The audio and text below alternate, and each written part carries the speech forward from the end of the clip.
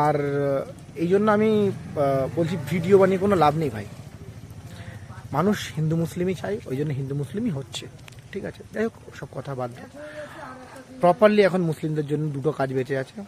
প্রথম কাজ, কাগজপত্রগুলো ঠিক করো, যেখানে নামের ভুল আছে, ডেট অফ বার্থ ভুল আছে, এই সমস্ত ভুলগুলো কারেকশন করাও। আর 2 নম্বর জিনিস হচ্ছে রোজগারটা ঠিক করো। কারণ আসামে অন্য অন্য জায়গায় যেখানে যেখানে ডিটেনশন ক্যাম্পগুলো হয়েছিল, সেখানে ছাড়ার জন্য একটা মোটা অ্যামাউন্ট নিয়েছিল শোনা যাচ্ছে। আমি জানি না প্রপারলি কতটা সত্য কতটা মিথ্যে। তো মোটামুটি রোজগার ঠিক করো আর কাগজপত্র ঠিক করো। আর এসআইআর যেহেতু পশ্চিমবাংলায় হয়ে গেছে, তো কেউ যদি তোমাকে এসে এবারে যদি বলে বাংলাদেশি, তাহলে আঙুলটা দেখাবে, এই কালো দাগটা দেখাবে, ঠাটি একটা চড় মারবে। না, ইয়ার্কি করে বলছি, মারতে যেও না। কারণ এখন মুসলিমরা যাই করবে তার দোষ নাই, বুঝতে পারলে তো। তুমি পেদেও ফেললে বলবো, তুই পাদলি কেন, তোর দোষ।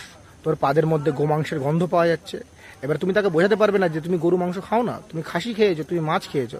অ্যান্ড প্রুফ কী করে করবে তোমার পাদের গন্ধেতে গরু নেই?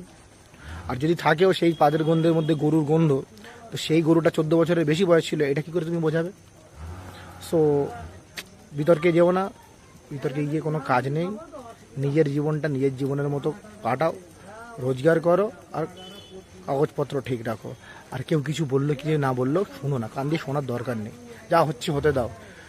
প্রকৃতির নিয়ম হচ্ছে ঠিক জায়গায় পৌঁছে দেওয়া, তো প্রকৃতি একদিন পুরো সব জিনিসটাকে ঠিক জায়গায় পৌঁছে দেবে।